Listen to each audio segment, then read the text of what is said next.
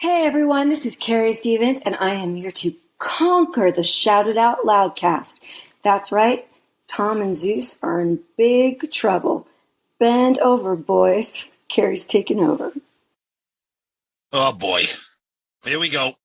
This is Gene Simmons. Put that cookie down, kiss. Stop pressing the button. Stockbroker Simmons. Star? Paul Stanley. Is that what he does? Stop shouting. My name is Ace Riley. He's not what you would call a handsome man. Oh no, here come the kiss times. Is that a positive thing? Okay. All right. I'm gonna grab me an ice cold mellow yellow. Why? Why do that to the fan? Stop it. Why? Because fuck them. That's what are you talking about? 617-525-0850. You do? Hey, fucko. Do you like Kiss? Settle down. Hello. Hey, what's up there, Kiss Army? Tom and Zeus, another episode of Shout It Out Loudcast, episode 228. Kuarantine tour with Chris Jericho and PJ Farley. Nice. Love these guys. Be a great one. Great one. We love these guys. Yeah, another awesome conversation. Every time we have PJ and Chris on, it's always a fun conversation about Kiss, different eras, and a little bit of more of a focus on the sometimes forgotten middle Kiss non-makeup era. And it's always fun to talk about that. Yep, we'll get into that when we kind of preview the interview. But yeah, it's always a good time. This one, you guys will have a fun time listening to this one. Yeah. Yep. There was something funny because Tom, you had mentioned something. You go, pew, Pew, stinky Frenchman. Sorry, that's Family Guy. Frog you. There was a girl growing up in junior high and high school. Oh, no. Here we go. We can't not talk about that. Welcome, new listeners. They would call her Fish.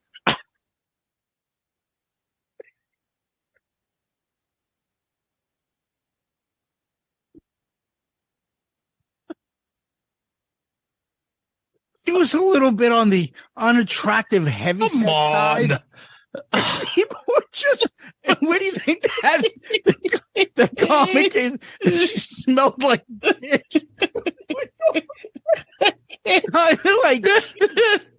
kind of like cubes.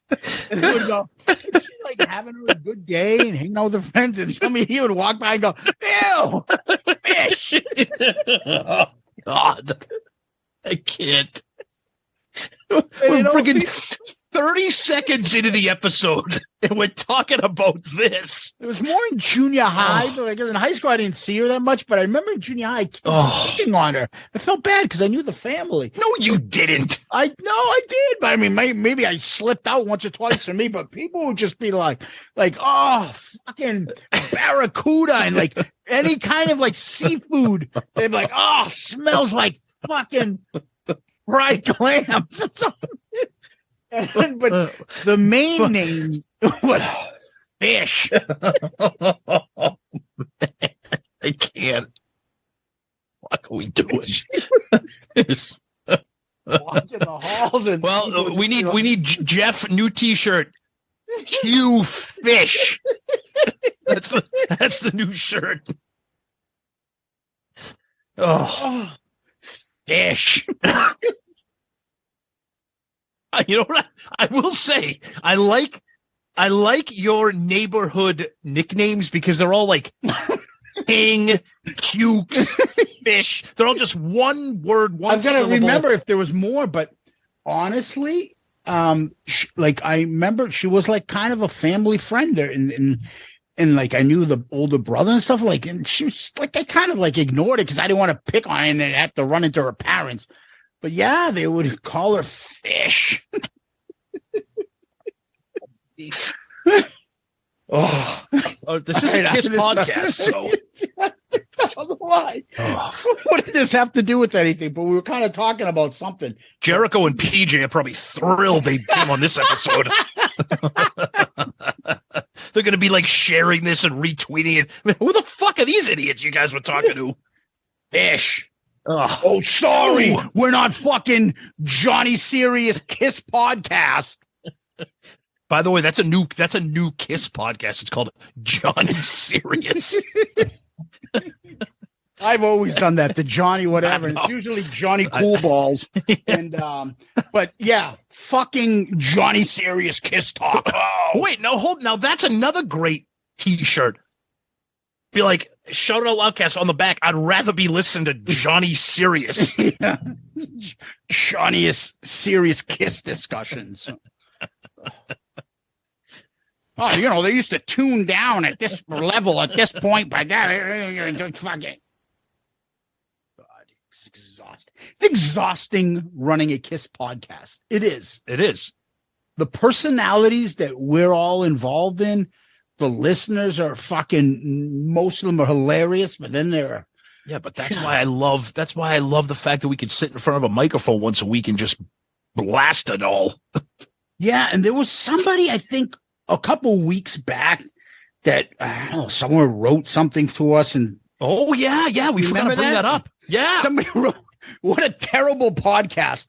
Only people with low IQs use curse words as much as you guys do." You know what I say to that? I'm telling you right now, go fuck yourself. Go suck a fucking bag of hairy fucking pube-infested cocks. And go like spit out the pube stuck in your teeth too while you're fucking at it, asswipe. You swear. You talk. Let me just remind everybody. Welcome new listeners again. Yes. So we have low IQs. Yeah, well, we swear. Oh my God. Yeah, of course. Yeah. Oh my goodness. We're not sophisticated like Johnny Serious. No. But remind me to I'm going to do it now while it's in my head. A while back, we had talked about have an intern to help us with a little bit of a project we had, and we had a few people write into us. Now I'd have to dig through all those emails and try to figure out when it was and when it happened. But if anybody's interested in helping us out, it's like video stuff I need some help on. And we call it a Shout It Out Loudcast intern. Anybody interested in that, let us know. We'd appreciate it. Now, let's talk about the show. Last week, we talked about Kiss on the Don Kirschner show in 77. They played 3 songs from Rock and Roll Over. We did a poll, and I think the poll was, which 3-song videos did you like? Yeah, and it was actually one of the closest polls we've ever had. So if you use Twitter on your phone, the Twitter app, for some reason, it doesn't break poll results into percentage points. But if you use web-based Twitter, it does. So I Want You won the poll with 40.7% of the votes. Love 'Em and Leave 'Em came in second with 40.1.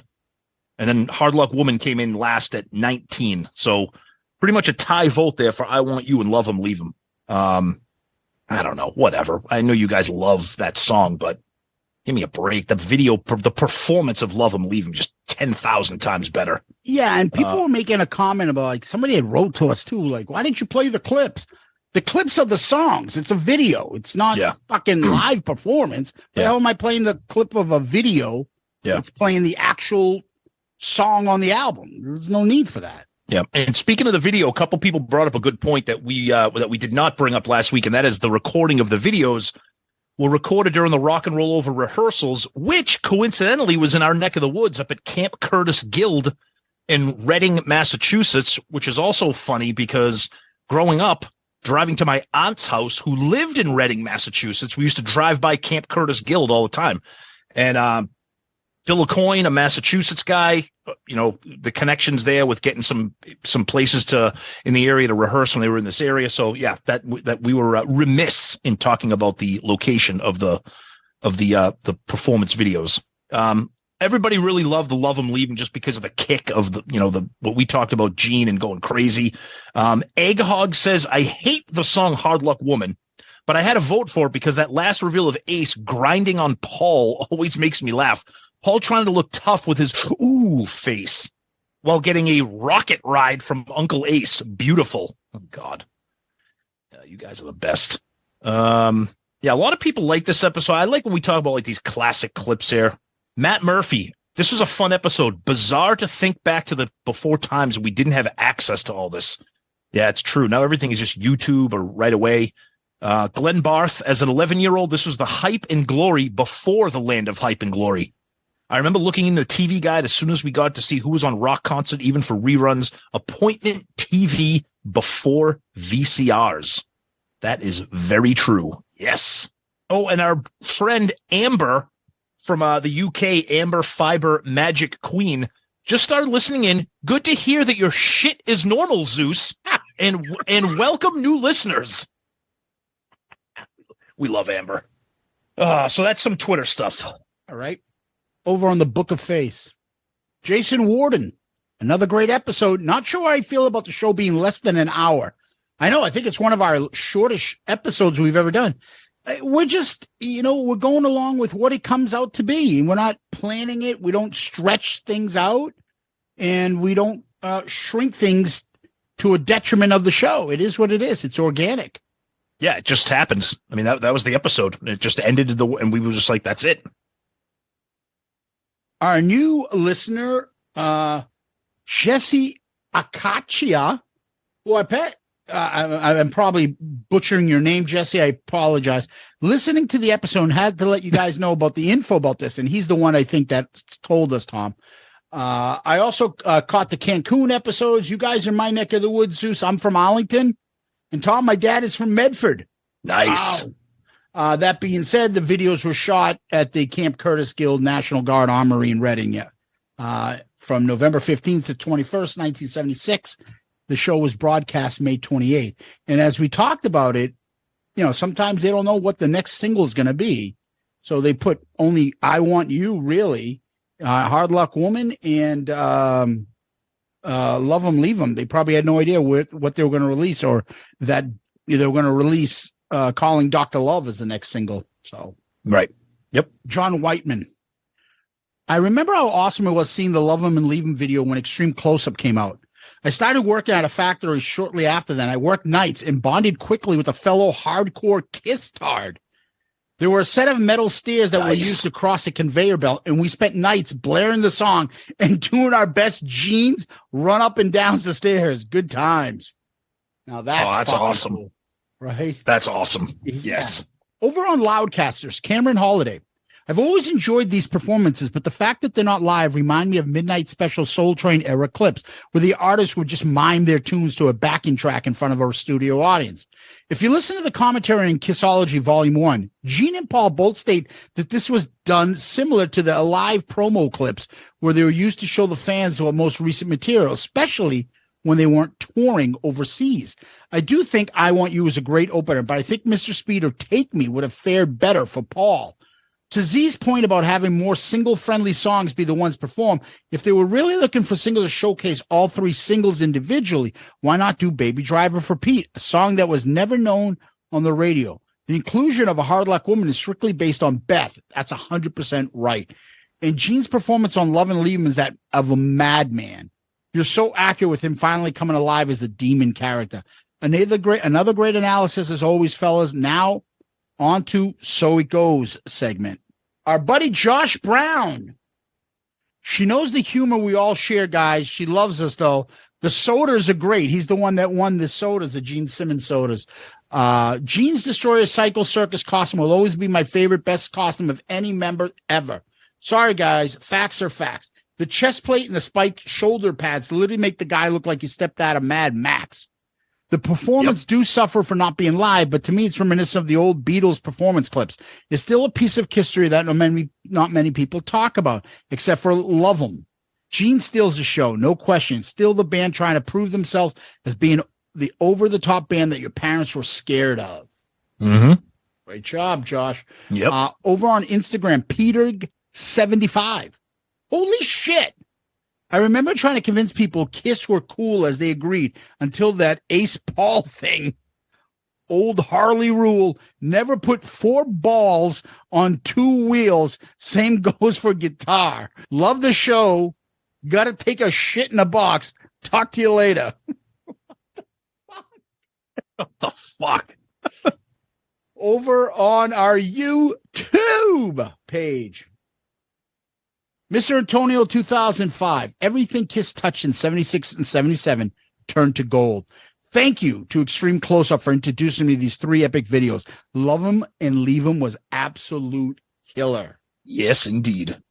Mark Stewart, I agree with you. 99% of the songs A should have sung back in the early 70s. Cold Gin, Parasite, etc. However, Peter's voice on Strange Ways, amazing. It ranks up there with Black Diamond and Baby Driver.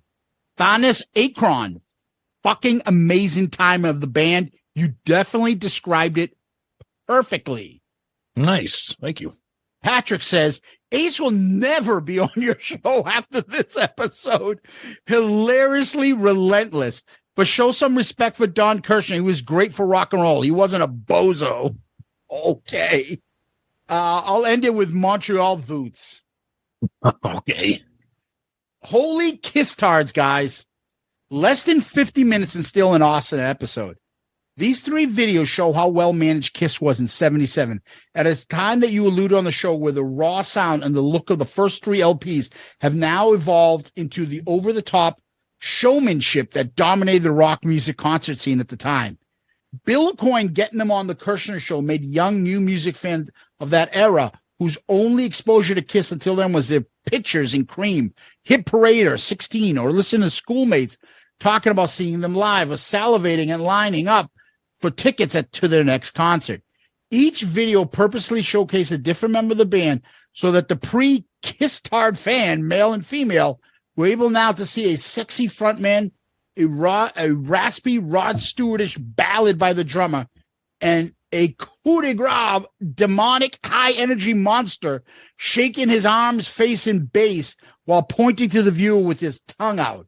If you weren't on the fence about seeing them live, this Kirschner show guarantee you were going to go. This was the band at its peak.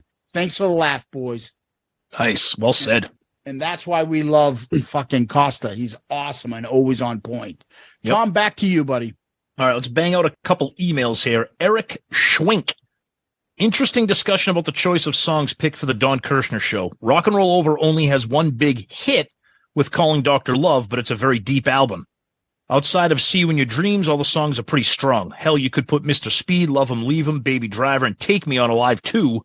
Instead of Hard Luck Woman, I Want You, Making Love, and Ladies Room, and not miss a beat.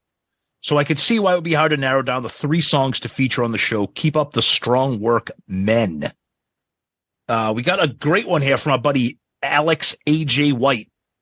Awesome episode, guys. Those videos are one of my oldest Kiss memories. I had to be about 6 years old, especially Love 'Em, Leave 'Em. They're fucking on fire. Love the energy, costumes, memories, and everything about it. You guys were mentioning the costumes as well. I thought I would include this picture. My late brother David was in a Kiss tribute band, and as soon as I can fit my fat ass into this Peter costume, I will use it for Halloween. Keep up the amazing work. As always, you nail it every week and are an absolute fucking riot. And then he sent us some absolutely stunning photos of the costume, and it's like dead on accurate of what Peter is wearing on the Destroyer tour, Rock and Roll Over tour in those clips. So AJ, thank you for sharing that. I know that those some special pictures, so thanks, buddy. Appreciate that. Jem Blair, we got a nice long email here. I'll run through it a little bit. Love the latest episode of Don Kirschner. I have some years on you guys. I just turned 60, long in the tooth, dare I say, Kiss-tard. However, I was 14 in 77, and yes, stayed up late to see the hottest band in the world on this show. Tom, yes, the Demon was unveiled for the world to see on that show. Prior to this, other than attending an actual concert, Gene's stage persona wasn't out there for the world to see. Zeus, yes, Peter Criss was decked out cool and rocking on that 77 show. Equivalent to Elvis on the 68 comeback show with his badass leather. Yeah. Love you guys. That's a great email. Thank you. And then we're going to wrap up our feedback with a nice one here from our buddy Tom Selig, who patron was awesome. And we also spent some good times with him on the Kiss cruise. So his email says, thank you both. I recently took a solo road trip across Michigan and spent about 16 hours driving. I listened to you guys the entire trip. Wow. I started with all the box set disc reviews and then the TV appearances. And he says Mad TV wasn't that bad. And the latest Dorm Damage. Then I started from the beginning. It was like having my friends in the car with me talking shit on a regular road trip. You mentioned that we aren't there because of you.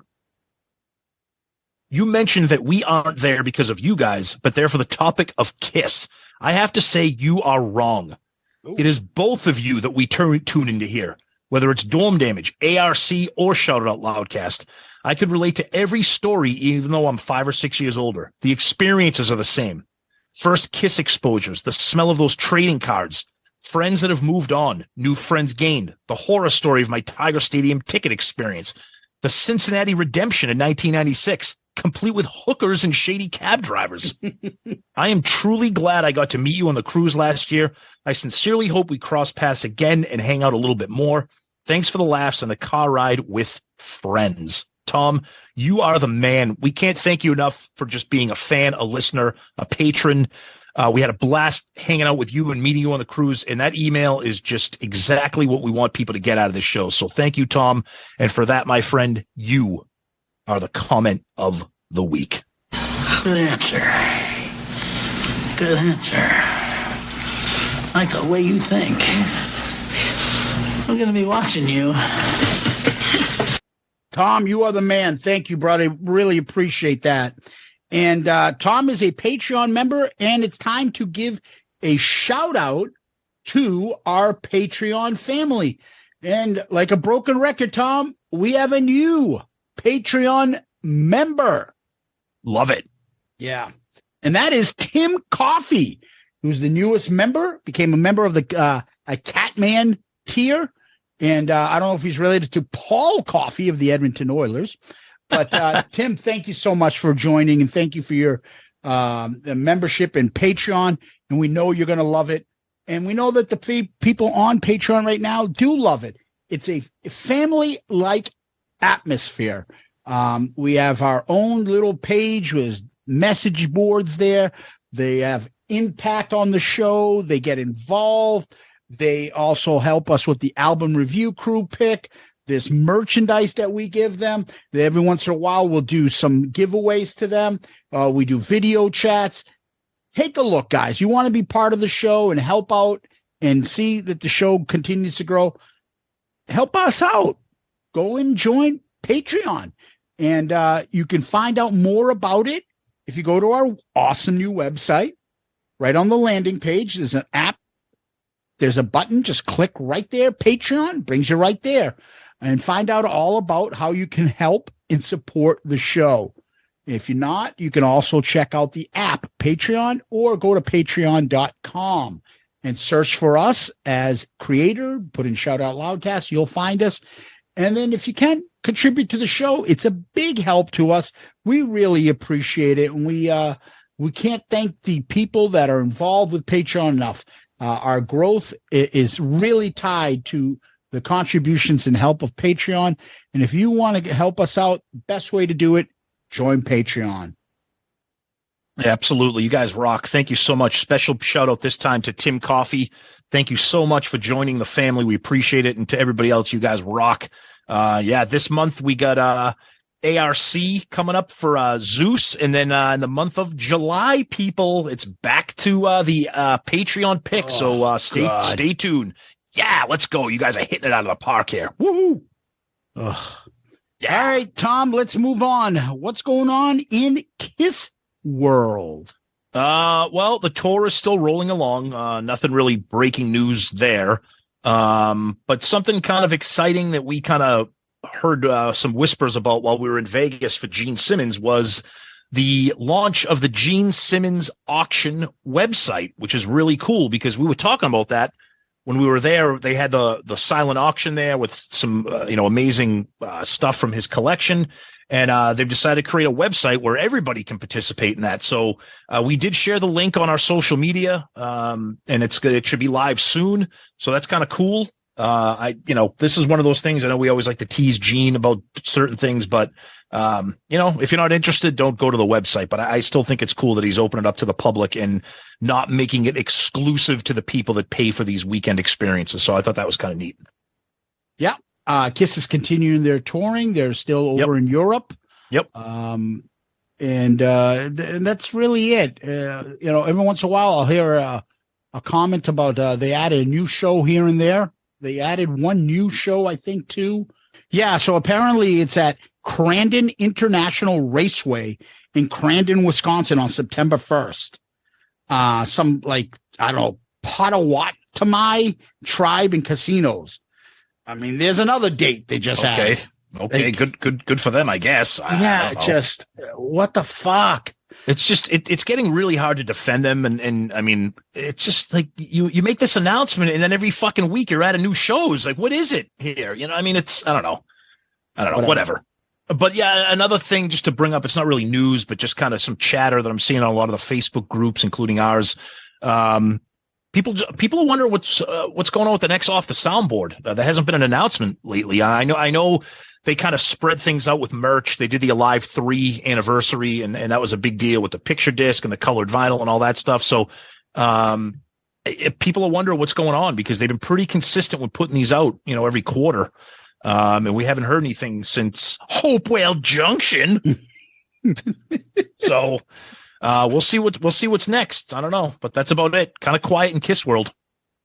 Okay. Well, gee, did you say Hopewell Junction? I remember one night I spent the year there with my best friend, Pepe Castro, while we were getting drunk and snorting glue.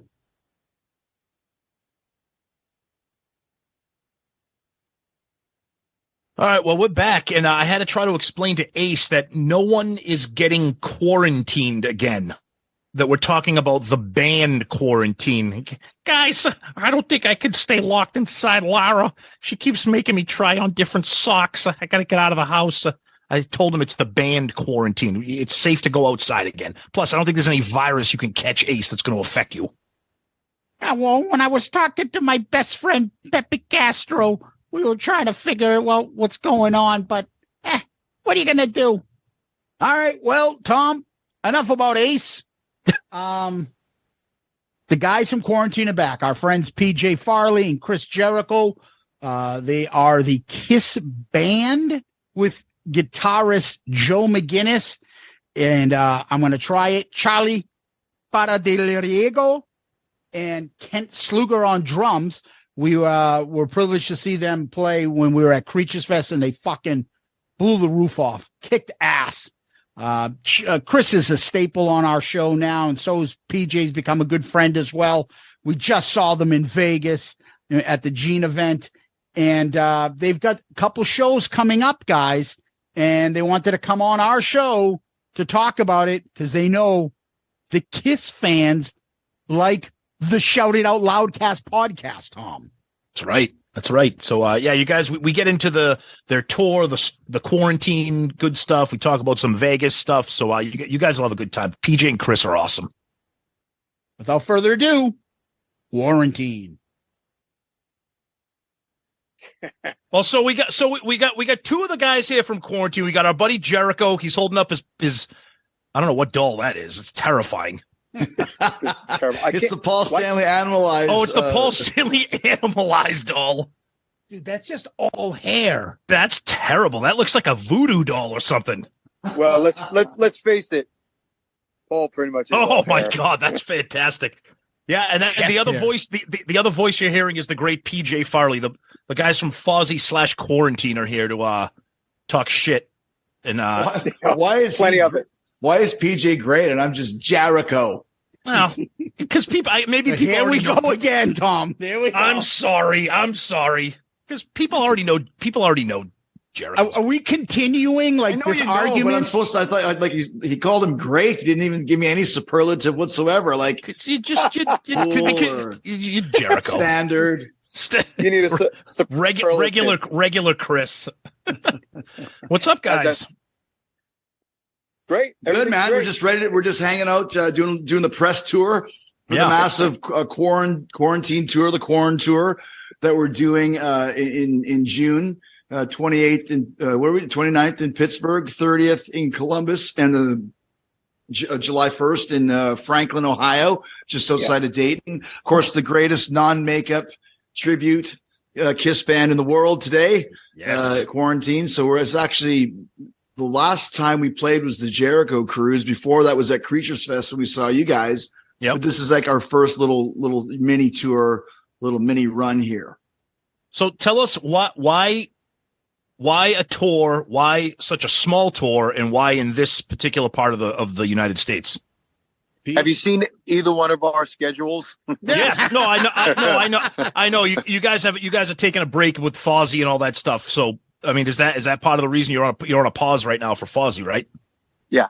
Well, Yeah. I think one of the reasons is that we love doing this, and we thought, why don't we try and get, a few gigs a year?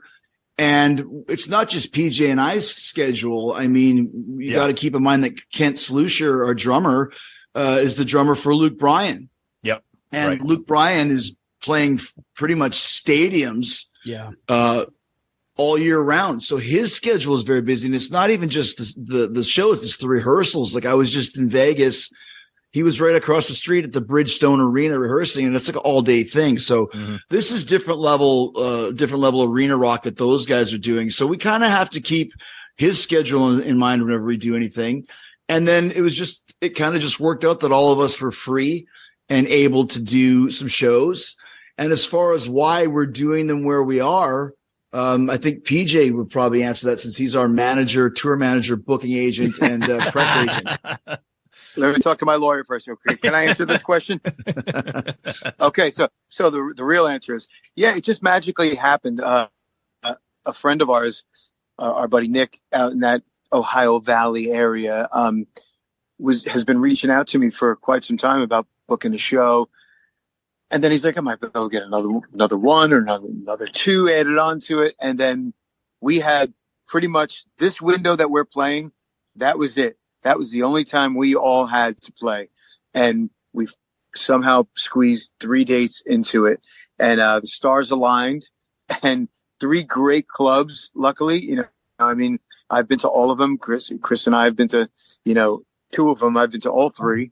And it's just one of those things, man. It was the gods saying it was time to do the gods of non-makeup Kiss brought us all together. It was actually Joseph Kiss Senior who really brought us together, along with his assistant Abner Devereaux.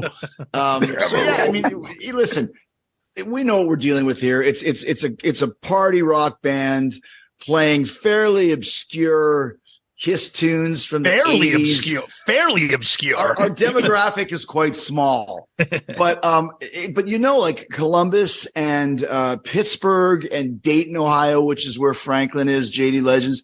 This is Kiss.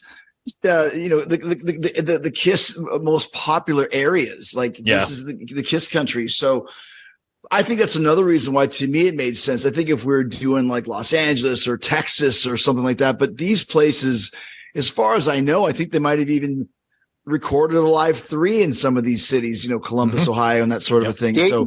Dayton, Ohio. Right. So, I mean, why not? Listen, we love playing with each other.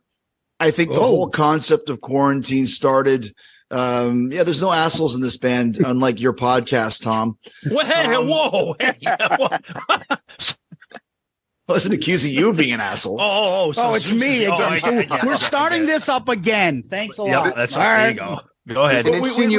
We love playing together during the pandemic when this started. I know you've had us all on your show before. Yeah. Musicians like playing with other musicians. And during the pandemic, no one really knew what the hell was going on. So we just started doing these Kiss covers basically for fun. I mean, we told it before. We had a top 20 single with No, No, No, which is the highest charting single from Crazy Nights ever, much to Paul's chagrin.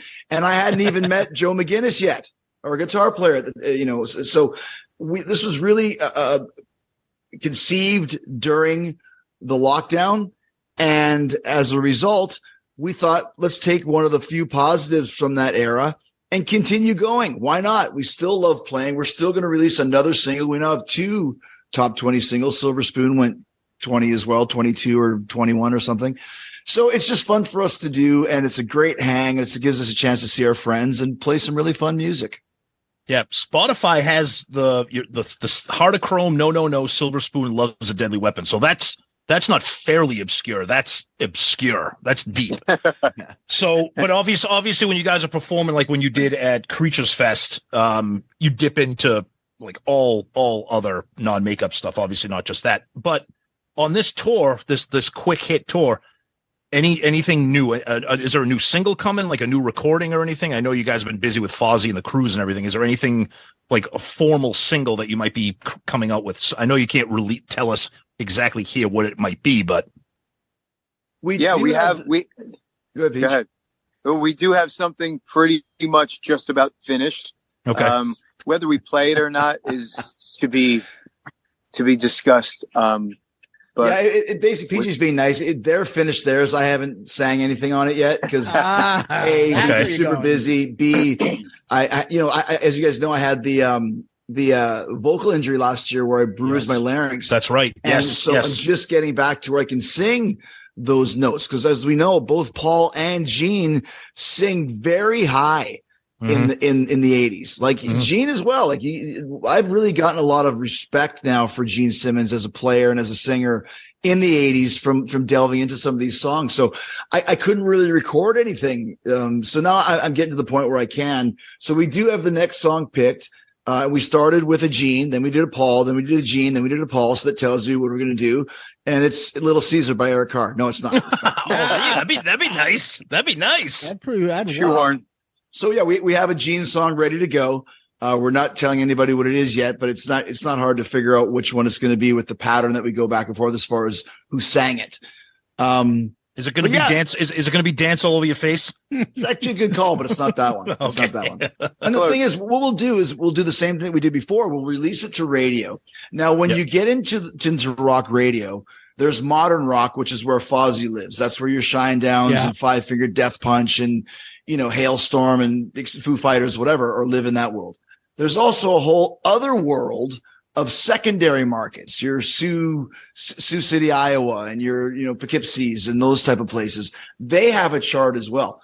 In all fairness, those are the charts where No, No, No and Silver Spoon did really well, but that's okay. It still counts. It's still a chart. As a matter of fact, I still have a plaque.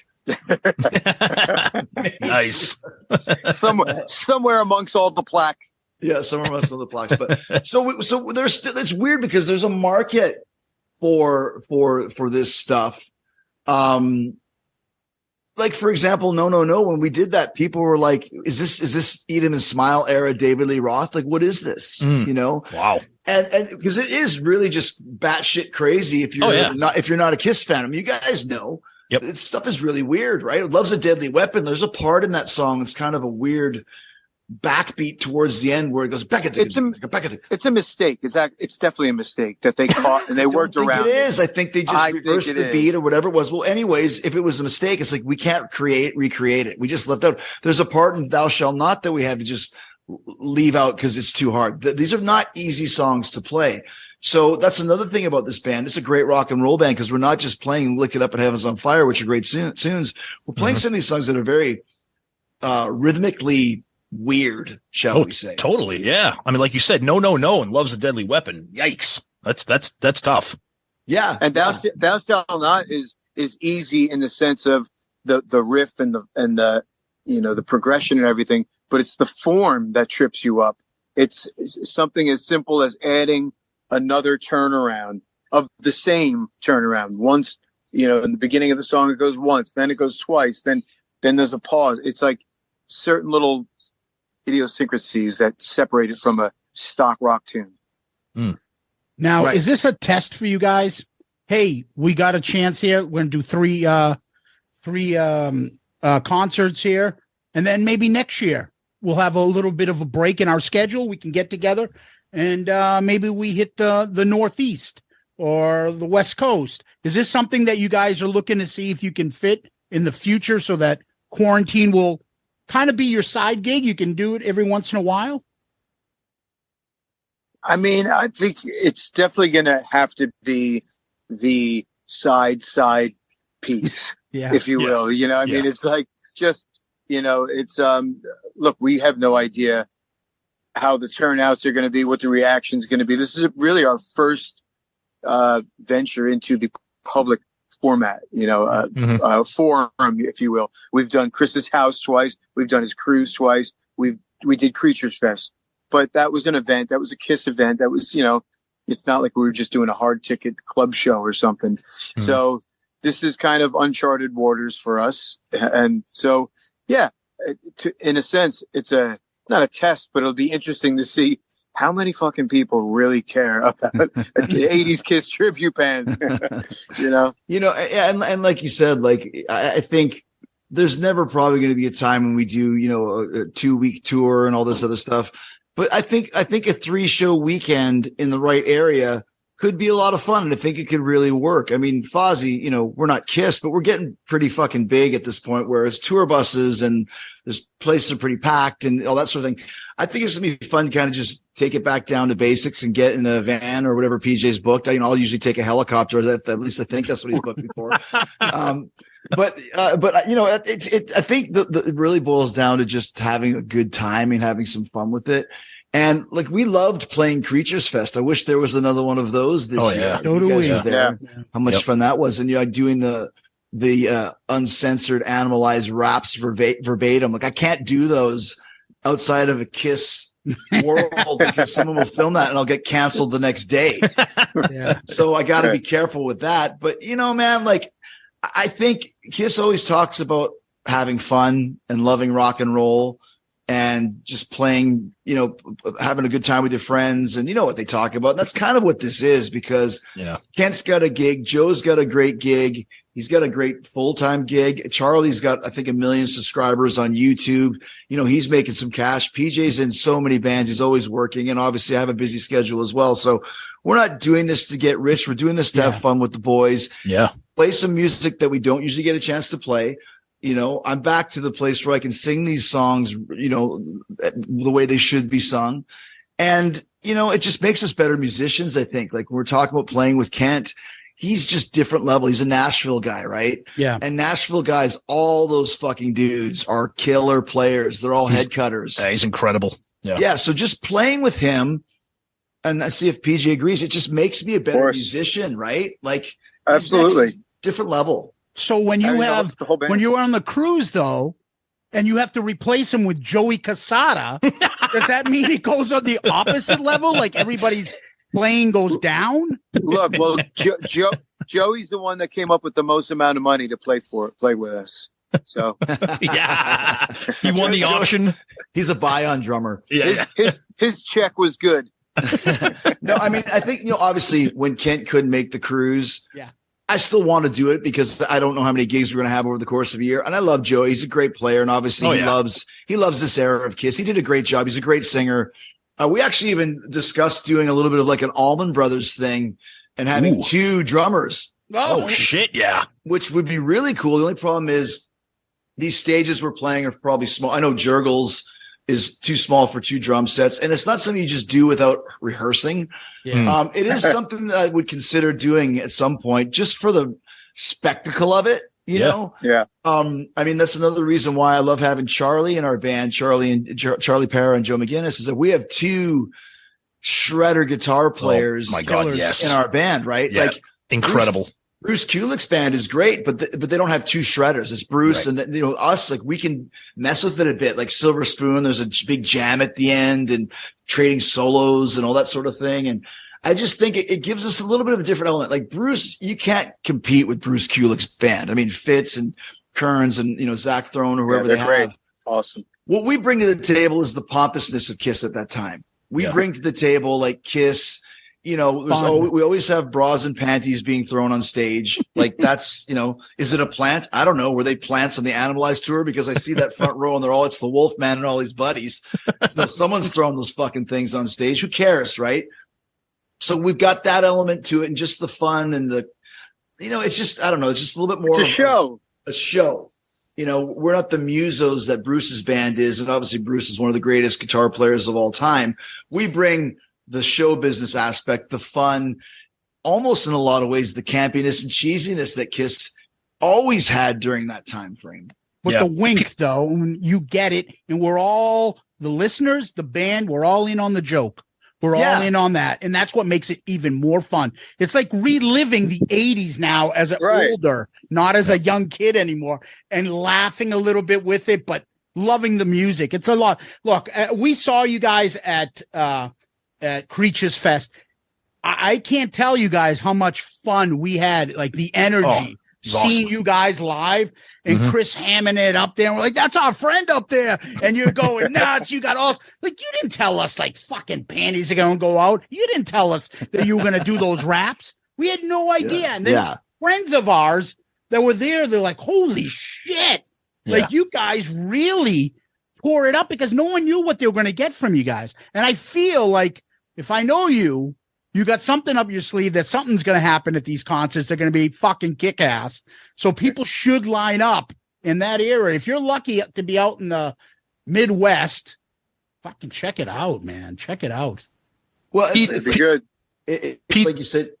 Go ahead, Chris. I'm just saying you got to be careful with that because obviously at Creatures Fest, you can get away with all the stuff that Paul used to get. If you listen to those things out of context, somebody just walks into the door at Jurgles, just on a Friday night or whatever it is, just to see a band and here's me talking about this nurse had the biggest tits he's ever seen. Next one. They're going to be filming it. It's going to be on the front page of TMZ. Jericho's misogynistic, chauvinistic rap. Yep. Nurse has big tits. News at 4. P.S. Sold out shows. Well, PJ. Okay, that kind of leads me to my next question because you kind of brought it up and you hinted at it. Do you have expectations for these crowds for like what you're getting yourself into? Because like when you came to Creatures Fest, that was a captive audience. That was a Kiss crowd. When you're on the Jericho cruise, that's a Jericho crowd. These are like, you're not on your home turf anymore. This is kind of like a neutral site. So what are your expectations? Are you just going to go and just go balls out and do your set list and just say who's ever there, we're going to have a blast? Or do you guys have anything in mind about what to expect, like crowd involvement, song recognition, etc.? Or maybe this is just some people that are like, hey, let's go see a show tonight. All of the above. No, I think that we don't know what to expect people wise. And I think that kind of alleviates some pressure. Like we're promoting it. We really want people to come out. We want we're calling on the Kiss Army to come out and just celebrate, have fun with us. You're not going to get to see it often. So just come celebrate 80s Kiss and just have a good time. Let's rock and roll all night. And I think it's even more than just celebrate 80s Kiss. I mean, it's just party music, right? So I think even if you don't know, like all the songs that we do and release as singles, we kind of have a little bit of a rule. We try not to release, and we haven't, any song that was actually a single from that era, and definitely not one that had a video for it. So those are kind of our ground rules. But when we play live, we do Heaven's on Fire. We do Lick It Up. We do Who Wants to Be Lonely. We do Domino. There are big hits all night, if you want to call that a hit. We do songs that you would know. And listen, anytime I do a project like this, I don't do it for non-makeup Kiss fans. I do it for everybody. Anybody that walks through the door. If you know Kiss or not, who gives a shit? You got a bunch of dudes that are going to be shredding, having a great time, playing music that even if you don't know the songs, I mean, how could you not like, Heart of Chrome if you hear it and the solos and all that sort of stuff. So like PJ said, we don't know who's going to show up. I don't know what the fuck's going on. My record for a gig is 7. What's your record, PJ? What's your record? Significantly less. Okay. So I'm 7. PJ's less than 7. So, if we get more than 7, then it's a bigger gig than I did, in Windsor, Ontario with Fozzy, or Rimbey, Alberta with one of my first wrestling matches. So, like I said, we understand it. Listen, PJ and I have a gold record on our wall. Kent plays stadiums. Charlie's got 1 million subscribers. Joe has sold out shows of his own that he plays. So we understand this is not the make or break of our career. I honestly don't give a shit. I'm just going to have a fucking great time because I get to pretend I'm Paul Stanley. Like, you know what I mean? Like, seriously, like I always pretend I'm Paul Stanley anyways, but this time I actually get to be Paul Stanley on stage. So, I think from that standpoint, I think it's going to be a blast. And we all know this. And I think anybody that has tickets for the shows knows what to expect. And if they don't, it's like, okay, it's Jericho. or we know PJ or whatever, you know it's going to be a good time. We don't do anything that sucks, and we don't do anything that's not fun. Yeah, I've never known you to do anything half-ass. Anything you do is just full balls on. So one of the things I wanted to bring up is we had a whole episode on it, and that is the night with Gene. And I can't let you guys go. No, without talking about this. So there we are, and I don't remember if it's your buddy Fitzy, Red Cup or Fitz? or Bruce or somebody that just said to me, it was like, we're talking about your name got brought up to us, and we're like, yeah, and they're like, he's here in town. I'm like, what do you mean? It's like, yeah, he's in Vegas. They just had a show. I couldn't go. They invited me. So I don't know if it was it Bruce that told us with his wife? I think it was Bruce, because I think right after Bruce, I'm texting Chris right now. I'm texting. Yeah. And we sent you a text. And what was his response when we said, are you in Vegas? That's stupid. I wouldn't be. He goes, that's stupid. I'm not going to that. And 5 minutes later, who shows up? There's no way he's not here. You're missing a big part of the story. You text me and said, hey, are you in Vegas? We're at the Gene Simmons function. Yeah. And I said, yeah, I'm in Vegas, but there's no way I'd go to that stupid Gene Simmons function. It's a waste of time and money. Meanwhile, I text that to you as PJ and I and Red Cup were in the taxi going to the Rio. Well, Chris, it's funny because when you sent that text, I remember I looked at Zeus. We looked at each other and we both said, he's coming. Yeah, there's no way he would ever say that that's his way of saying, oh, that's his curveball. And then we look up and there you are, you and PJ both at Gene's table. So what happened was earlier in the week or whatever, Fitz, who I grew up with in Winnipeg, was saying like, oh yeah, we'd love to come to your show, but we got this Gene Simmons weekend. Sorry, we won't be able to see you. And I remember thinking like, I know Gene Simmons too, motherfucker. Really? You're not going to see me? Phone out, email Gene Simmons. Hey, dude, I'm in town. I heard you got a function. I'd love to stop by and say hi, or you can introduce me to your guests or whatever. 5 minutes later. 5. Yep. 10:53, 10:58. I would love to have you at my function. This is my assistant, Jennifer. This is her number. Please let Chris have all the information. We'll see you there. Looking forward to it. And I was like, yeah, fuck you, Fitz. Wait and see what happens, motherfucker. So we had our gig, which was great at the Hard Rock in Vegas. And then PJ and Jeff, Red Cup Jeff and I just went over, and I'm just bugging Fitz. I'm just saying, but seriously, when he was like, yeah, we're at this Gene thing, I'm like, hello, I'm allowed to go too. Cause Bruce Kulick said the same. We've got this Gene thing. Okay. And I was like, I know Gene. I'm going to tell Gene that I'm going to be there. And so what happened the moment we walked in, PJ, and saw Gene? First thing he did was bury you in one of his guests. Hey, this is Chris Jericho. And then he didn't bury me. How did he bury me? He said, Chris Jericho, look how handsome he is. Look at her. He made the chick stand up. We made the chick, and when she stood up, it was all this. Yeah. Maybe she buried you. But what did he say though? Well, which part? He's like, he actually was really cool because he was answering somebody's question saying, why are you doing this? What do you get out of it? And he's like, he had a really sincere answer for it. And he's like, well, look, I have all my friends my whole life. I'm surrounded by people like, and he points to Chris, flying around in private jets and fancy hotels. He's like, I can't have my entire life like that. He's like, I've come here to do this and sit with you guys and, give you special rare things that I know you would enjoy. Cause it's something that, look, he's got all the rare stuff. He doesn't need, his point was basically you can't live in the clouds all the time and talk about private jets and hang out with other people who, headline shows or whatever. It's like, I like to just talk to people and find out what they do. And that's good for me to be able to do that. It was actually really cool when we came in there because he's always very gracious. He's always, as you guys know, he's a great guy. And I was really impressed because he worked that room for hours and hours and hours. It was like a wedding reception, like the married couple going around to every table. Yeah.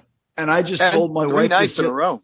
Yeah. I just told my wife this the other day. I took her to see Shania Twain, and I got a backstage meet and greet thing. She could not have given a fucking shit. Couldn't care less. Really? And it was under the auspices of her charity too. So I don't remember what it was. Let's say it was $5,000. Meet Shania, do this, do that, whatever. Yeah. And she was fucking stone-faced bitch. And I know, wow, like, dude, I'm not Shania. Actually, no, fuck her. I'm way bigger than she is. Go fuck your ass, Shania Twain. I got way more fans in the world than you do. And just watching how she reacted, I was like, that's bad business. It's just bad if these are your hardcore fans. And B, you're doing this under the auspices of your charity. Yeah. And not even caring, whatever.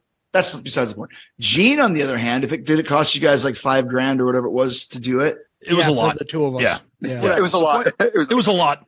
It's a big chunk of change. But let me ask you guys this.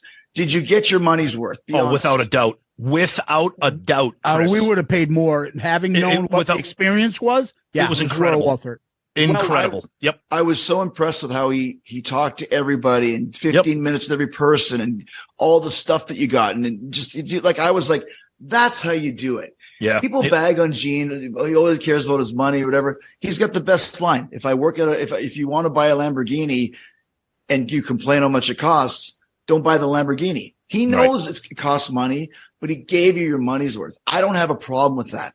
I agree. He definitely did. Agree. He's, at his age, and he did it 3 nights in a row. And here we were. It was probably 12:30, 1 o'clock or something like that. I was like leaving. I had to go make bus call, and Gene's like, we know. All right, I'm leaving. I'm leaving. I got to get out of here. I left 20 minutes after that. He was still there talking, so he couldn't get out of there. He couldn't stop talking and telling Trixter jokes. Yes, you guys filmed the Trixter joke, which was hilarious. Yes, and I was. Unfortunately, I couldn't put it up. What is it? What did the cheerleader say after she blew the whole football team?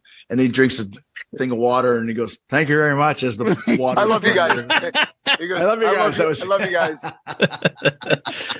Chris, he was holding. Yeah, he was holding court. Oh yeah, real late till like 1 o'clock, and just talking to people, like, you know what I mean. And it was funny because we're like, "Oh, look, there's Todd, there's Chris, there's this," and then you guys are like, "There's Gene," and you guys like he's got your attention. But he does have that charisma to make you feel like he's interested in what you're saying. That connection, the look at you in the eye, he's looking at you. Yeah. But the real big stars I've found for me are always that way. I mean, you know who else is a genius? Is great. Lars is so engaging. Like, he looks in your eye, asks you questions, and listens to what you're saying. I mean, there's no reason not to be that way, right? Yeah. And with Gene, like, the thing with him, I've been in his house, I've been in his hotel room. We had dinner together. We did a thing about the big giant vault. We did a thing in his Kiss Museum at his home. I know him. He knows. I heard you wrote a book with the Gene Simmons principle, and always look like a star. And I'm like, fuck, you told me that. I remember when you told me that. He follows me. So I knew that when I reached out to him that he would say cool, but the way that he did it was so over the top fucking cool. Yeah. And I was like, I agree. Never meet your heroes or whatever. Like, dude, Gene is just a really cool guy who became very successful, but never forgets that other people want to know him. Yeah. You know what I mean? Like, and it doesn't look at them like, oh, stupid marks or stupid fans or whatever. Yeah. It's more like, these are cool people who just happen to, have a different job than I do. And I've always found that once you break down the fact that it's, oh my God, it's Paul Stanley, or, oh my God, it's, freaking Howie Mandel or whoever. Once you break that away, it's just a dude who's got a cool job. Yeah. Well, become friends, Yeah. It's like when we did like the official meet and greet as part of the weekend, he dedicates, 10, 15 20 minutes. And it's not just like, hi, what's your name? Like, he's like putting his arm around us. He's giving us headlocks. Like, he's making faces. Hamming it up with the photos. He's like hamming it up. Yeah. He's telling jokes. Like and I'm like, this has been my personal hero since I was 5 years old. Like, This is the guy, like, and to sit there and have him just put his arm around you and tell jokes and shoot the shit and smile and make faces and goof. It's just like you say, people always say you never meet your heroes. It's incredible. But I'll give you one thing, Chris. I'll actually compliment you very much, because I'll tell you, our friend Steve Wright, he has a podcast called Parra Than Hell. He's met you, said the exact same thing. He met you at some, I don't know, years ago. And he said, just saying, hi, I'm Steve, and this and that. And he was talking to you about music or something else. He said a couple times, 5-10 minutes later, you walk away and you're like, all right, Steve, thank you. He's like, the guy remembers my name. He listened to me. And when we met you for the first time, we met you at AEW's in Boston event. It was like the second show ever in Lowell. Yeah. Tony's birthday. I said this. I said that we were talking about it. They're like, Chris was asking us, like, what part of Kiss did you like? Like, where did you like? When did you get into Kiss? What kind of what in your podcast? What do you got? Like, what the fuck is this guy asking? Give a fuck what we're saying. But you do that, and I think, I don't know, maybe you're telling me you learned that from Gene or somebody else. But people like that translate, and that's why you guys are successful. I think it works. I think it's genuine. I think it endears you to your fans and listeners that you actually give a shit. But it goes back to what we were talking about. Like, I became friends with so many Kiss podcasters because I fucking love Kiss. Like the Pot of Thunder guys, great friends of mine. You guys, great friends of mine. Brandvold and Tom and those guys at Three Sides. And there was one that came out of Edmonton called History Science. Oh, those guys are great. The three Oilers. Those guys are great. And it's like, how could you not become friends when all you want to talk about is Kiss? I mean, like PJ and I did Eddie Trunk the other day, and the three of us afterwards, like, we could talk about Kiss all day long. And that goes for, John 5 or fucking, that's how Kent and I became friends long before Kuarantine, because he loves 80s Kiss. Like, there's just a certain element to it, and I think Ronnie James Dio said this to me once. We opened for Motorhead at the Wiltern Theater in LA. Wow. And not an easy gig, by the way, opening for Motorhead. I'm sure. It's another story in itself. It ended up being good. And Ronnie was there. I can't even call him Ronnie. Dio was there. Yeah. And afterwards I saw him outside signing autographs for all these fans. And it wasn't even his gig, right? And I just said, Dio, that's fucking really cool, man, that you're signing autographs. It's not even your show. And he said, Chris, let me tell you this. They'll never forget it. No, you'll never remember it, but they'll never forget it. Always give people their moment. And it's I talk to people all the time that I have no recollection of meeting. I'm sure PJ does as well, that say, I remember I met you at this. And other side of the coin, there's people that I've met that have no recollection. You think if I ever saw Keith Richards again, I say, remember meeting him at Jimmy Fallon? He might, but he probably wouldn't. But still, I'll never forget the 15 minutes that Keith Richards and I were fucking best friends, man. Like, you don't forget that shit, Yep. And isn't it even better when you get a good review? Like, oh man, I met you 15 years ago, man. And you always go, you were so fucking cool, man. You were so cool. Yep. But even still, like, I mean, we thankfully we're lucky enough that we had known you guys going into this. But last year we saw the Fozzy show up at Wally's in Hampton. Yeah. And what did we do after? We hung out together and we did an episode. We talked about our tournament, our March Madness tournament. It was just nerding out until like 3 o'clock in the morning, talking about Kiss. And, it was great.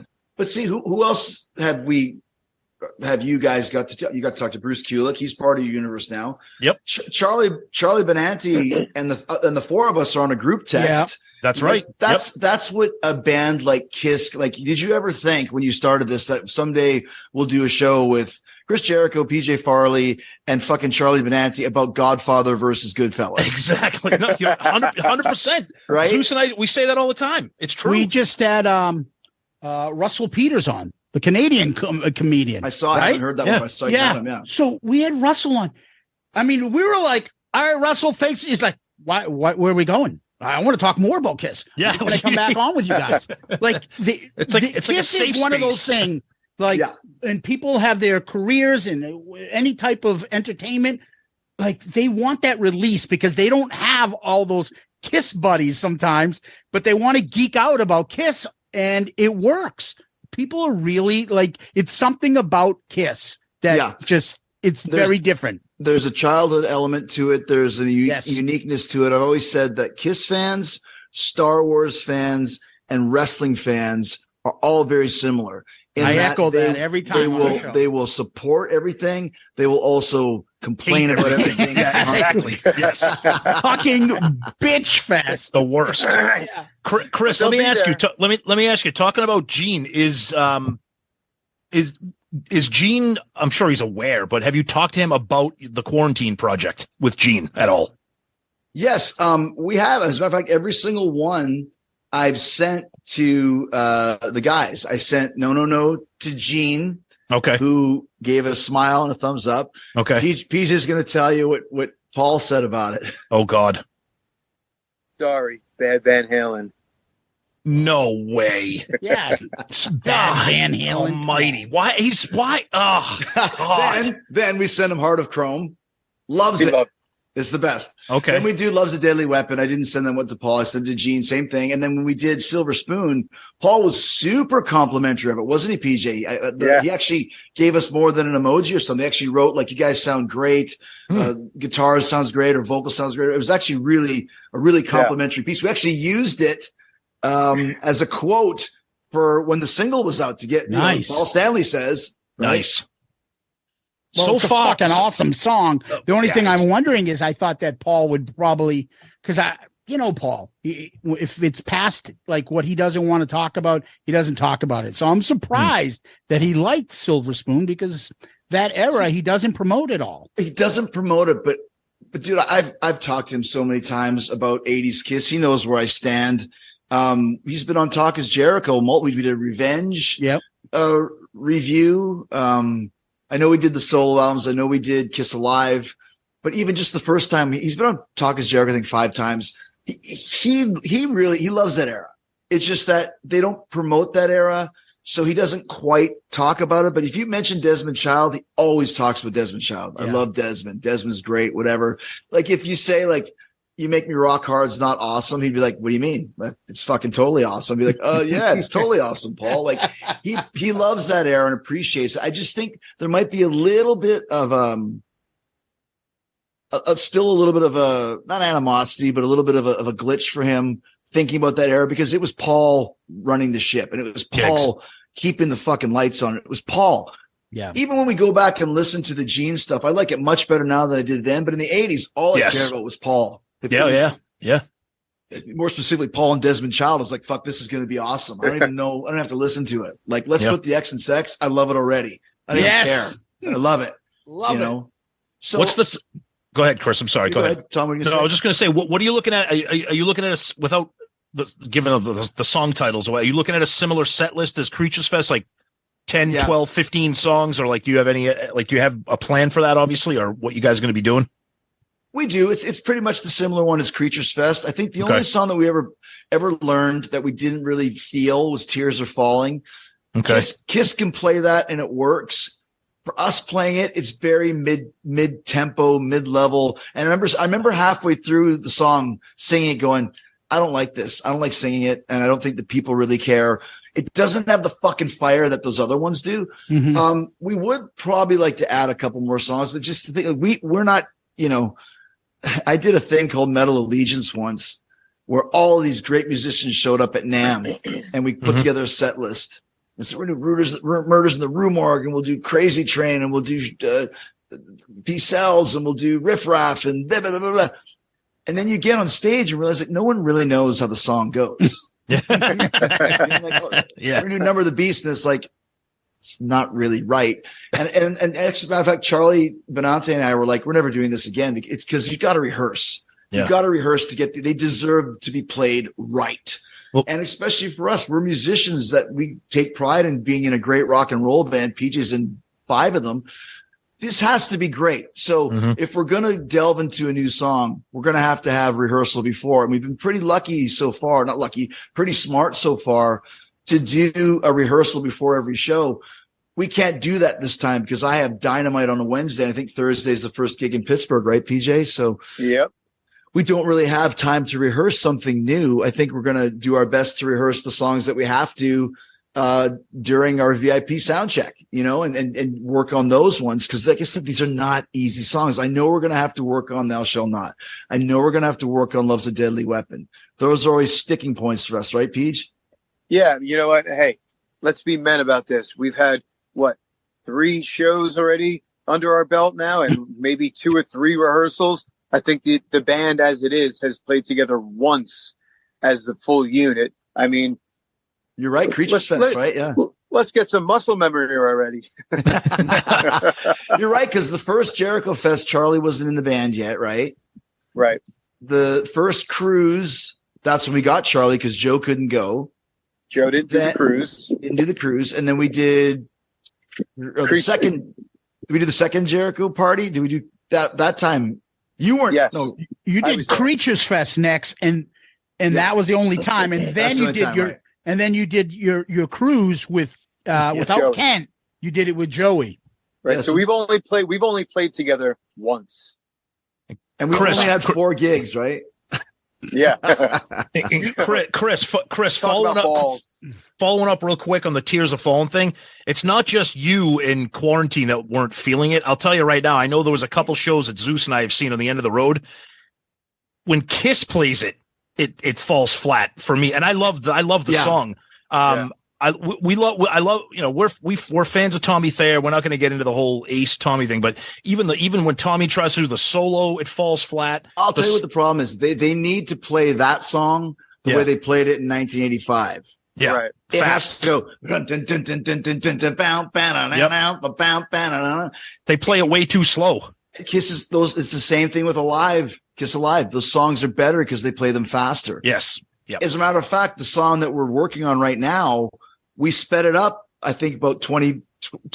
No, no, just a couple.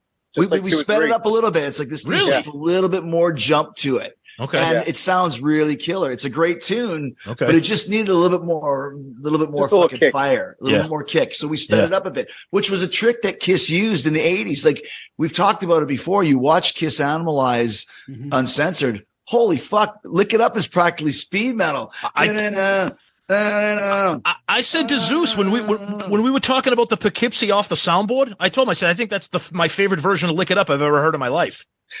I mean, it sounds badass. It's upbeat. It's fast. It's aggressive. It's like, it's way better than when they play it like at studio tempo. It worked for some. It worked for some songs definitely, and it hurt a few others. Oh, I agree. Yeah, I agree. Yeah, but it's Kiss has always had that vibe. So, and when you mentioned Tears of Falling, like you said, it probably could use a little bit of jump to it. But either way, I think our set list is pretty killer. I like we do 4 songs from Revenge, maybe 5. It's very Revenge heavy. It's also very Asylum heavy. I've noticed. I think there's those 2 albums make up the lion's share of what we're doing, which is okay by me because all the songs pop. Like All Night is fun.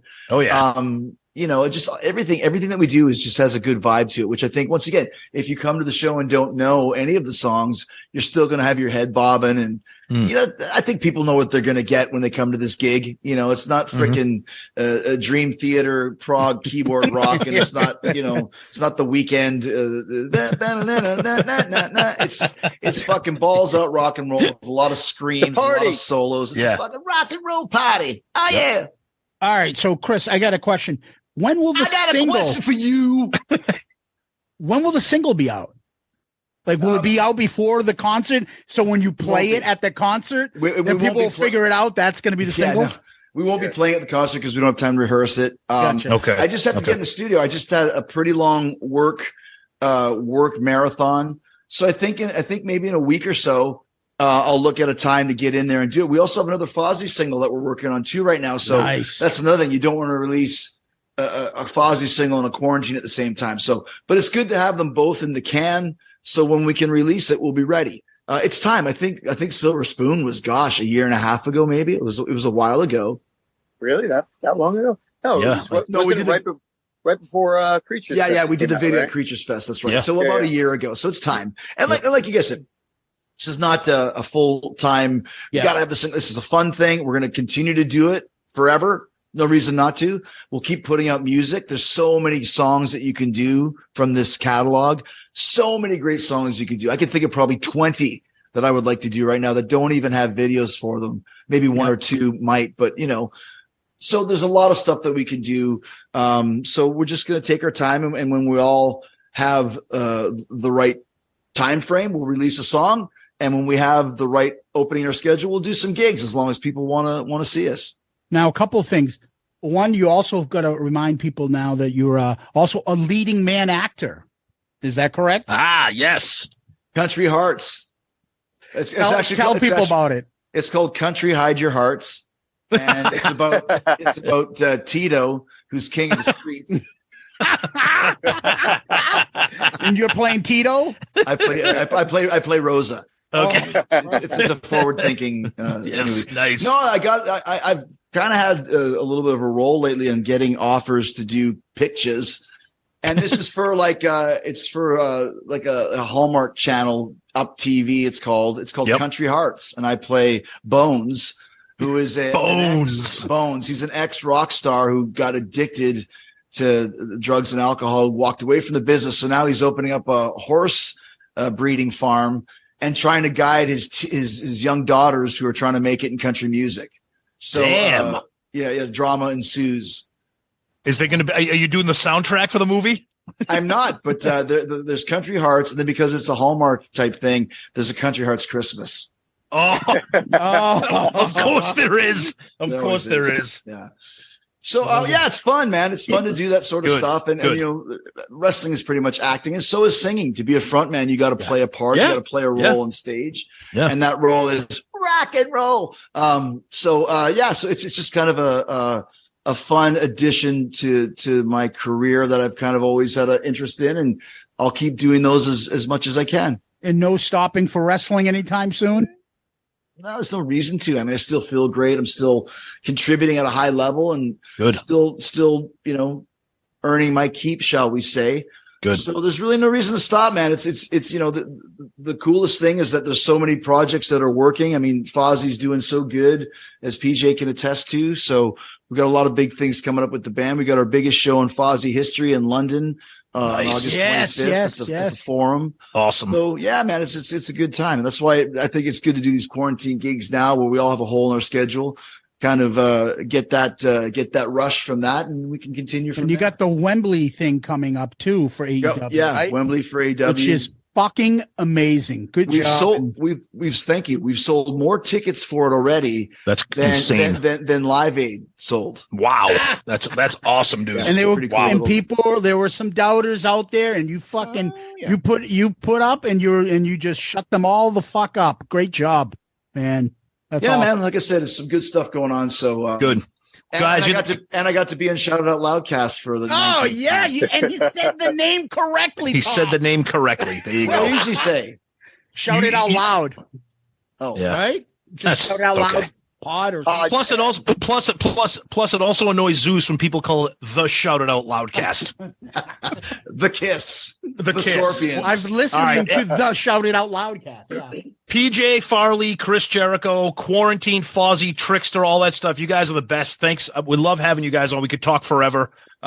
Zeus says one final thing he wants to say before we say goodbye to you guys, but we wish you luck. Hopefully maybe there'll be some add-on shows or something. I don't know. I'm not going to make any promises to our listeners, but we wish you guys all the best of luck on the little quarantine mini tour. As of now, June 29th in Pittsburgh at Jurgles, June 30th at King of Hearts in Columbus, and July 1st outside of Dayton, Franklin, Ohio, JD Legends. That's the place we're going to. Kuarantine.com. That's quarantine with a K.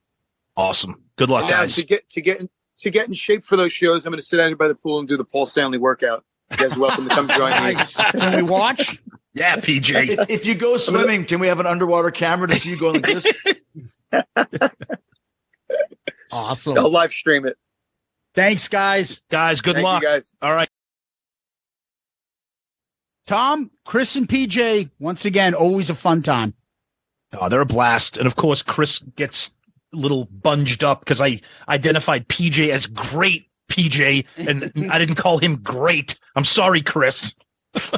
Yes. And once again, they always do give us some nice little info. Chris doesn't hold back. Not a big fan of the Shania Twain, is he? Ooh, no. Yikes.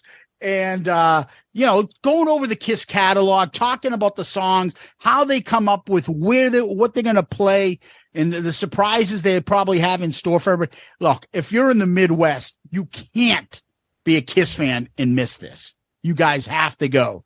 And if anything, we want to see videos. We want to see you guys have a good time. And really, I think that those guys will knock your socks off. Seriously. There's nothing that Chris Jericho does that's half-ass. Nothing. I've seen him in all different incarnations. I've seen him in the ring. I've seen him for Fozzy. I've seen him for Kuarantine. He's just full of energy, and he's just an entertainer. And PJ is just awesome as well. Yeah, it's always great talking to them, not just about Kuarantine, but just Kiss in general. You know, we talked about the Vegas weekend and how we hooked up with them. And, you know, Chris brought up some funny points. He's like, you know, I think we started talking about when we had Russell Peters on and just how Kiss brings everybody together. And Jericho was like, you know, did you ever think that before you started this Kiss podcast that you, Zeus, me, PJ, and Charlie Benante would be sitting together talking about Godfather and Goodfellas? And if you guys missed that episode of Chris's podcast, check that out. But he's right. It brings everybody together. It's like, oh shit, you like Kiss. Let's hang out. It's awesome. And you guys know that. I can still remember when we were talking about it. I'm like, dude, I don't know. I think we might be able to get Chris Jericho. And we're not getting Chris Jericho on our show. I'm like, I don't know. And you do a good impersonation of me. Oh, dude, that was the calm Tom. What are you talking about? What are you talking about? The other one would be like annoyed Tom in college Tom. Come What's on, that? guys. Like if we're like, dude, hold on, I gotta go grab one more thing for my room. What the fuck? Let's go. The car's waiting. Fuck it, I'm out of here. You can fuck it. I do that now. Patience. I do that now. You just get up and you start doing that fast walk. Which is why the story of my dad losing his shit on you on the airport to Cancun is just so perfect, because now you get to see the source of it all. But it's so perfect because you defended me too. I was surprised you didn't jump on too. He's right, you know. Well, no, actually, when it wasn't that I was defending you. It's more that I was like being like, Dad, don't yell at my friend. But I mean, God rest his soul. Yeah. My dad loved you guys. He loved hearing about college. Dude, I don't blame him. I forgot my passport on the way to leave to the airport. Fuck, of course. Anyways, but great time with the guys. And Tom, what we do next is we go to question of the week. Yes, we do. So this one, it's been in the bank for a while, and we've probably kind of touched on this over the years here. I mean, we've been doing the show for a long time. And I know we always joke about welcome new listeners, but we do have new listeners, thankfully. So sometimes we like to revisit topics that we may have touched on in the past. This one comes from Regular Ron on Twitter, and he sent this to us a while ago. And I know we've talked about this. Irregular on certain times of the month. Well, I don't know if he's shit in a box or not, but we'll find out. But his question is simply this. I think we've touched on this before. If Kiss Unplugged with Ace and Peter didn't happen, what was next for Kiss? Hiatus. Okay. After the convention tour. And I think they would just be Gene doing his movie things, Paul doing some solo club acts, and then waiting for the right time to connect again and get back on the tour like the Monsters of Rock people now. And they'd be headlining the Monsters of Rock cruise. I don't know. You stole my answer. I was going to say they probably would have tried to continue to hang with the times, maybe kind of backed off a little bit of the Carnival of Souls sound, which I personally like. I think they would have tried to stay competitive because that's Paul and Gene. They're not going to give up. So I think they would have continued to record albums that maybe the diehards like us would have got. And they have a big enough base that they could still do enough to tour. Absolutely. They weren't like, yes. It wasn't the Wingers and all them like, fuck it, you guys are dead in the water. The label wants nothing to do with you. You guys are all gone. The other aspect of it is the grunge bands, they loved Kiss. Yeah, they did. They all did. So they were still like cool. Yeah, right. I think they would have been. I don't know if they would have been able to headline. They probably would have been able to headline, but they would have been really, really downsizing the venues. And to be honest with you, and I know we take shots at Monsters of Rock all the time. I get that. Kiss is at that time. If there was Monsters of Rock back then, I don't even know if there was. The Kiss was too big for Monsters of Rock. I'm sorry. They were just too big. No, but I look at it as like an Alice Cooper headline that a while back. Okay. You know. Yeah. By the way, can I just throw one thing out there? Throw anything you want. And I've seen it, and I don't know who the hell has done it, but I've seen it a few times that I want to bitch about it. Do it. There's enough people out there that'll be like, oh, fucking Kiss is so toxic. Alice Cooper, you know, he's so awesome. He's this Alice Cooper. Then fucking go. I don't know what the fuck I'm listening to or looking at, but like, I'm tired of you can like him and say he's good and stuff. Give me a fucking break that Alice Cooper is in Kiss's league. I'm sorry. No, I agree. Well, here's the. I'm not even going to touch that because we saw Alice Cooper when Ace Frehley opened up for Alice. We saw him like, all right, whatever. This toxic shit. You know why? You know what? I'm not. Now I'm not. I guess this is going to sound like I'm defending the toxicity of Kiss fans. The reason it's quote unquote toxic is because the fan base is fucking massive and absolutely passionate out of their minds. No offense. No one gives a fuck about Alice Cooper. They like him. They see him in concert. He's a nice guy. He's like a nice him guy. Personally. He's a nice guy. But there's nothing controversial. There's nothing passionate about him. You like Alice Cooper? Great. You go see him. He headlines Monsters of Rock. Great, fun show. But that's it. That's it. And there's nothing new wrong album with that. coming out, and I can't wait. Let me tell you right now. I'm fuck, dude. Congratulations. Personally speaking, I am in some Metallica groups on Facebook, and breaking news. Kiss ain't the only toxic fan base. The Metallica hasn't done anything since Master of Puppets. Cliff Burton's the greatest bass player. I can't believe you guys like Load, the Black Album. They sold out. Oh, this new album, 72 Seasons, was bullshit. Dude, it's every big band that's been around for a long time that has a huge discography has toxicity to it. It's part of it. You either deal with it and laugh at it or you move on. But the funny thing is, everyone always goes back to Kiss. Always. Oh, Alice Cooper and this band. I don't get it. Get it. You can like both, but you don't have to take the shots to be like, it's the whole, this is a local thing. It's the whole Felger type shit mentality of music. Yep. And that's a sports guy that always thinks he's the only one who knows. And the rest of the fans and listeners are all fucking sheep. I'm the only one who'll tell you how it is. Okay. You're all stupid little minions. I know better than you. Exactly. And that's the logic that goes in it. But I need the conversation, so here's a Kiss thing. Yep. It's true. But that's a good I'm glad you brought that up. I've just been seeing a lot of the Alice Cooper shit, and okay, you enjoy it, but why do you have to enjoy it and then make a comment about Kiss? I mean, let's be serious. And again, this is I'm smarter. I'm better than you. Yeah, this is my opinion here. Oh, I'm sorry, I can't say this is my opinion. Somebody yelled at me one time for saying that. You're not allowed to have opinion. I mean, if you've listened to Alice Cooper, I mean, if he wasn't doing theatrical stuff like Kiss, no offense, he's just like a classic rock guy. Like his music isn't bad, but it's not like. I'm sorry, the guy comes out of a castle with makeup and a fucking sword. That's great. That's cool. We love Kiss for doing the same thing. But just because he looks and does stuff the way Kiss does, the music is not, I'm sorry, it's just not.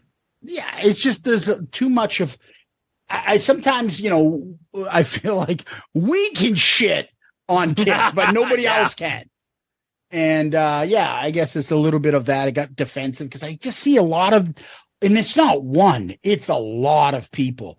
But when they use the praise of Alice Cooper, it's always meant to be a shot at Kiss. Like, he doesn't have toxic fans. Oh, he doesn't. Oh, fucking good Lord. Whatever. I agree. All right, Tom, tell people where they can find us, buddy. We always tell people, start with our website, shoutitoutloudcast.com. Go there. You can get all of our episodes, all the Shout It Out Loudcast episodes, album review crews, Zeppelin Chronicles, Dorm Damage, rankings, everything. You can message us directly from there. You could comment individually on specific episodes, which is great. You can click on links for our Amazon shopping store, our merch, which has been updated with some awesome new shirts, courtesy of our buddy Trotsky, Jeff Trott. Links there for all of our social media, our Patreon. It's all that stuff. So please go to the website. That's where you can get started. You can also use our old-fashioned email, shoutitoutloudcast@gmail.com. We read all the emails. We try to get to most of them during the show, but as you can tell, we try to cut back on feedback to get to the topic at hand. So please check out our email and, of course, our social media, Twitter, Facebook, Instagram, YouTube. Very active. Please send us pictures if you're doing something Kiss related or Shout It Out Loudcast related. Tag us. We love that stuff. Want to keep the family and the community growing, so we love that. And as we mentioned earlier, our wonderful Patreon family, and special shout out to the newest Catman, Tim Coffey. Huge thanks to you. We appreciate that, to everybody else. And we always like to say that we're a proud member of the Pantheon Podcast Music Network. Apparently our Pantheon Network won some sort of award. Maybe if I gave a fuck, I would look it up and see what it was. But I don't know. We won some sort of award for that basic show. Oh, yeah. Yeah. Anyway, Tom, people can DM us on Facebook, Instagram, Twitter. They can subscribe to our YouTube channel. You can also give us one of those 5-star child reviews. Please go on and do that at Apple Podcasts. And then when you do, let us know your name if it was you, so that we can definitely give you a shout out, because we always read those. So anywhere you can give a 5-star review to Shout Out Loudcast, we'd really appreciate it. Stop what you're doing. Do it now. Get it over with, right? So the other thing is, once again, some little house cleaning items. Intern, if anybody has any ability to help with videos and stuff, we got something coming up. Looking for somebody who can help us out with that. We had a couple people in the past. I just got to find the emails who can do it, but let us know. Yeah, because we do actually have like a legitimate project that we could use some help with. So if anybody has some interest in some kind of editing video type stuff, nothing super complicated, but please reach out to us, and we'd love to kind of talk to you about that. Yeah, and also if anybody's interested, because we've had a couple people in the past, but it didn't really work, didn't make sense for it to work. But if you're interested in advertising, yes, not tax season, so our buddy, the tax season, the tax man, Anthony Barone, he'll be around next year as well. Yep. But anybody else that's interested in doing a sponsorship for either a question of the week or the beginning or any other part of the show, talk to us and we'll let you know what we can work out together. All right. And then finally, I always want to talk about the website, shoutitoutloudcast.com, shoutitoutloudcast.com. I put up our recent merch. Again, we're with Amazon. So if you go to our website, shoutitoutloudcast.com, you'll see the Amazon link, or you'll go to our merch link. People are liking the designs. They're all done by the great Jeff Trott. Yes. And he's got some good ones out there, and take a look. I'm sure you'll like a bunch of stuff there. We got the Pandemic Paul's Bike, Peace Out Girl Scout, and he's got a couple other ones coming down the pipe. Yep. But we'll let you know when the new ones come out. But always check out our website and check out our Amazon store. You get all that stuff, our merch, right from our website. And our email, in case you want to ask us a question or something about the show, shoutitoutloudcast@gmail.com, shoutitoutloudcast@gmail.com. And I failed to mention it after I read the question of the week, but please fire off questions. If you don't want other people to see them, you can send them privately via email or via DM. And start getting those questions in here, because our mailbag episode that we do every year annually, usually around the end of the summer, early fall, if you can believe it, July's almost here. So we're going to be looking to do our mailbag episode. So get those questions in, please. Yeah. Tom, what we like to do is end on famous last words. You got any? Oh, I do. What's mine is mine, and yours is mine. Baby, just sign on the dotted line. You've got 9 lives like an alley cat. Just stick with me, and I'll show you where it's at. Like sugar to a baby. Yeah. Got something you could use. Make you an offer, baby. You can't refuse. Nice. PJ Farley, Chris Jericho, Tom, Kiss Army, Loudcasters, thank you. Chris Jericho, PJ Farley, the guys from Kuarantine, check them out, please. Those guys rock. And everybody else out there, our patrons, our Loudcasters, you guys are the best. Thank you so much. Zeus, as always, my friend. Thank you. Peace out, Girl Scout. You ever seen a grown man naked?